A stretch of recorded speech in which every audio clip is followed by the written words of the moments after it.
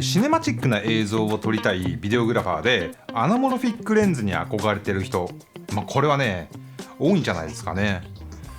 僕もねその一人なんですけど、アナモロフィックレンズといえば、ほとんどがマニュアルフォーカスなので、ソロシューターにはかなり扱うのが難しくて、なんとかね AF 化できないかと、僕もね普段こういったライダーのフォローフォーカスモジュールを導入していたりするんですけど、でもやっぱりオートフォーカスレンズと比べちゃうと運用はかなり難しくて、そこまで動きが激しくなければまだ対応できるんですけど、ジンバルが必要な撮影なんかでは、ソロでの運用っていうのはほぼ不可能だと思うので、いつかねオートフォーカスにネイティブ対応したアナモロフィックレンズが出ないかなと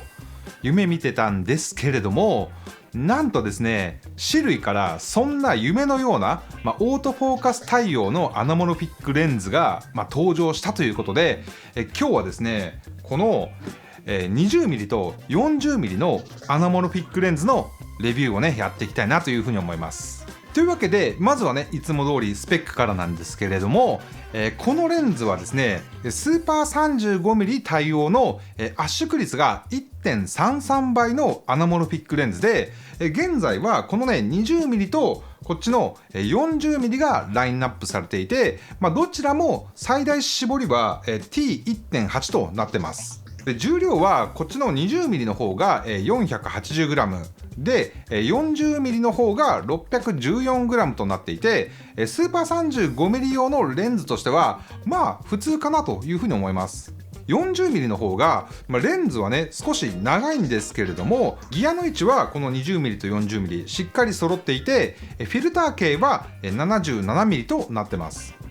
最短撮影距離は 20mm の方が 0.4 メートルで 40mm の方が 0.6 メートルとなっていて、少しね特に 40mm の方はこの最短撮影距離が長めなのはちょっと惜しいかなという感じはします。対応マウントはソニー E マウントをはじめ X マウント、Z マウント、L マウントときて、なんとですねマイクロフォーサードにも対応してます。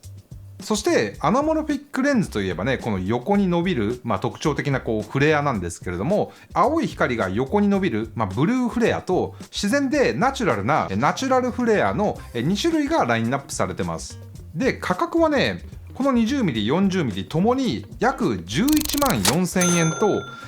単焦点レンズとして見ればね安くもなく高くもない値段ですが、忘れちゃいけないのがねこれまだ市場にはほとんどない AF 対応のアナモロフィックレンズということなので、もし本当にちゃんとオートフォーカスが使えるということであれば、これはね、相当いい値段なんじゃないかなというふうに思います。じゃあ本当にねオートフォーカスが効くのかっていうのが、一番気になる部分かなというふうに思うんですよ。もちろんこうやって製品化してねオートフォーカス対応って歌ってるんですから、それは効くんですけど、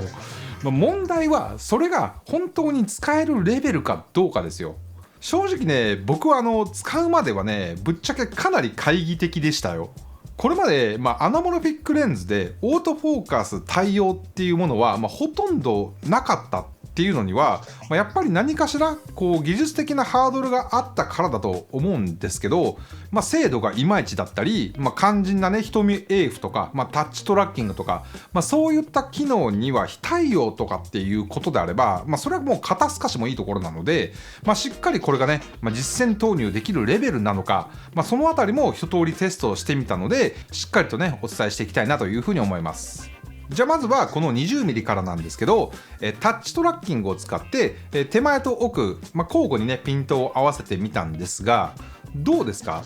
いやーこれはね想像以上にしっかり動作してるんじゃないかなというふうに思います。ちなみにねこの画面はタッチ操作に対応した、外部モニターのキャプチャーなんですけど、こういったねサードパーティー製のモニターをさらに介してもしっかりとねちゃんと AF っていうのも動作しました。そもそもこんなね圧縮された映像で使用されることを、カメラ側のねアルゴリズムは想定していないはずなので、球面レンズ以上のパフォーマンスが出るっていうことは、ないはずなんですけれども、でもオートフォーカスはねこれ想像以上に早くかなりスムーズに動作していました。瞳オートフォーカスもしっかりと認識してましたし、タッチフォーカスやタッチトラッキングなんかもちゃんとねこれ問題なく使用することができてました。ただタッチトラッキングに関してはややねこう球面レンズと比べてしまうと、外れちゃうっていう場面が多いかなというふうには、思ったんですけれども、全然使えないとかっていうそういうレベルではないです。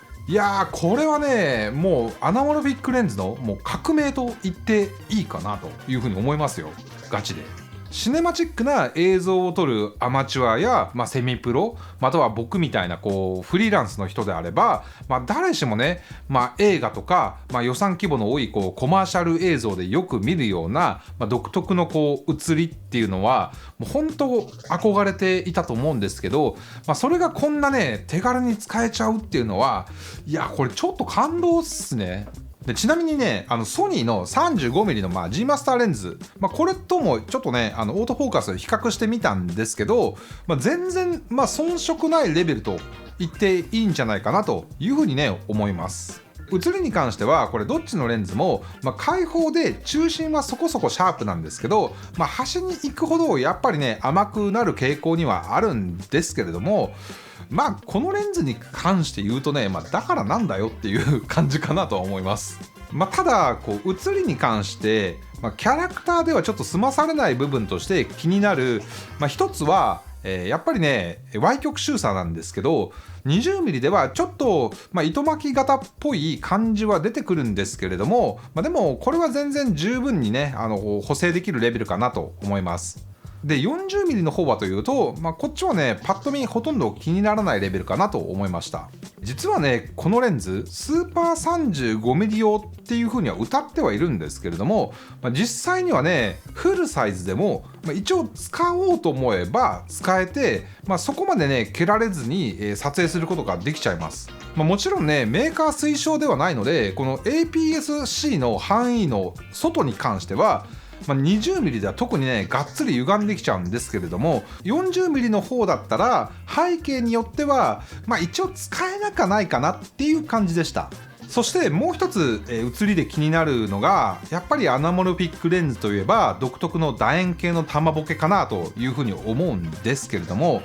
この玉ボケがですねよくよく見るとこのレンズでは、綺麗な楕円形っていうよりは、少しねこう角張ったなんかこう六角形みたいなね感じになっているので、ちょっとね、正直ここは惜しいなという風な感じではあります。はい、というわけで最後にねちょっと僕が使ってみた感想なんですけれども、いやこれはねすごい楽しいレンズかなという風に思いますね。オートフォーカス対応っていう、これまでの常識を覆す、新カテゴリーのレンズとしてもこの価格っていうのはやっぱり評価できますし、何よりオートフォーカスの精度っていうのがこれね想像以上に高かったです。ほんとちょっとしたね公園の散歩なんかも、フォローフォーカスとかライダーとかねああいったものを使わずにアナモロフィックレンズの写りで撮れるってなると、単純にねこう上下をクロップするんじゃない真のシネスコでねこの独特な背景ボケを持つシネマティック Vlog がかつてないほど簡単に撮れるっていうのは間違いないですね。車とか撮ってる人にはねやっぱりフレアもしっかり出るし、これねめちゃくちゃかっこいい映像が撮れるんじゃないかなというふうに思います。で仕事でも、全然使えてしまうねレベルかなというふうに思うんですけど、ただちょっとね夜のシーンなんかでは玉ボケが少しこう角張って見えてしまうっていうのが、少し個人的には気になるんですけれども、でもそこはね AF が使えるっていうことと天秤にかけて、この六角形のね玉ボケを、キャラクターとして許容できるかっていう部分と、あとはね、クライアント次第かなというふうに思います。はい、というわけでね本日はこの種類のオートフォーカス対応の、アナモロフィックレンズのレビューでございました。最後までねご覧いただいた方はぜひチャンネル登録と、グッドボタンで応援していただけると嬉しいかなというふうに思います。はい、それでは皆さんねまた次の動画でお会いしましょう。ピース。